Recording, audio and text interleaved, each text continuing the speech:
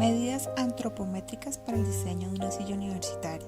Equipo de trabajo conformado por Cris Londoño, Lina Ordóñez, Lady Ortegón, John Lozano, Rodrigo Riascos, Marlon Londoño, de la Institución Universitaria Antonio José Camacho. Para realizar el diseño de todo mueble se necesita tener conocimiento de las medidas antropométricas de la persona, con el fin de que haya adaptabilidad, comodidad a la hora de realizar sus funciones, evitando de este modo la aparición de las lesiones tales como de espalda, gravedad de enfermedades, dolores lumbares, problemas de circulación en piernas, entre otros. Para iniciar el proceso de diseño de una silla universitaria, se deben analizar los siguientes factores: movimientos, segmentos corporales involucrados, alcances y holguras, evaluar medidas versus perceptibles.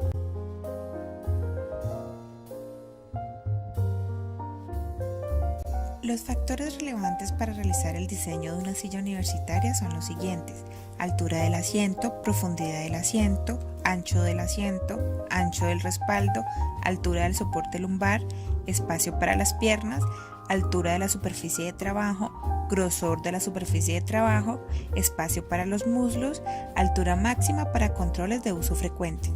Para iniciar se tomará la altura de la fosa poplitea en una distancia vertical desde el suelo hasta la cara inferior del muslo que queda justo atrás de la rodilla. Esto con el objeto de definir la altura adecuada que debe tener el asiento.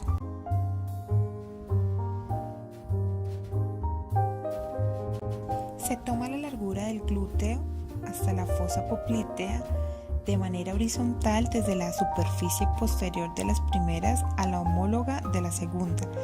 Esta nos dirá cuál es la profundidad idónea que debe llevar el asiento. Anchura de las caderas. Se toma la medida entre los planos laterales de la cadera o del muslo, el cual nos sirve como referencia para calcular el ancho de la superficie del asiento, adicionando la holgura. Anchura bideltoidea. Es la distancia máxima que separa los músculos deltoides, se mide de la superficie exterior de los hombros, el cual define el ancho del espaldar de la silla. Altura sacro-hombro. Esta distancia se toma de manera vertical desde el área sobresaliente del sacro hasta el trazo marcado sobre la columna como punto de referencia. Esta medida tiene como objeto definir la altura adecuada del espaldar de la silla universitaria.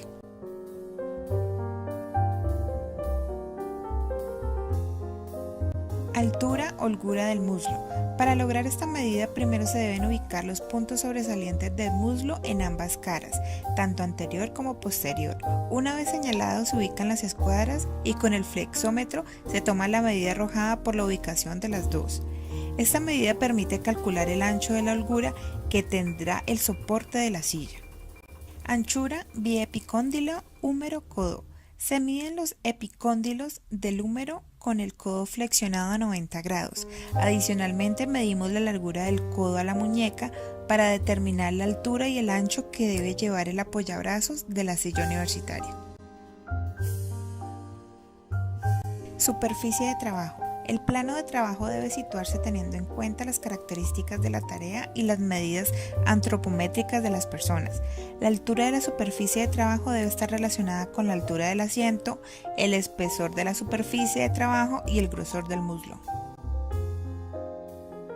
Holgura o espacio de diferencia entre la mesa y los muslos. La persona debe encontrarse en posición sedente. Se mide desde el suelo hasta donde inicia la mesa.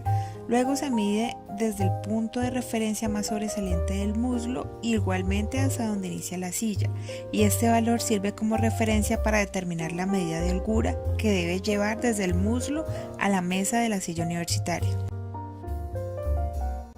Con la información anteriormente nombrada procedemos a la realización de la tabla.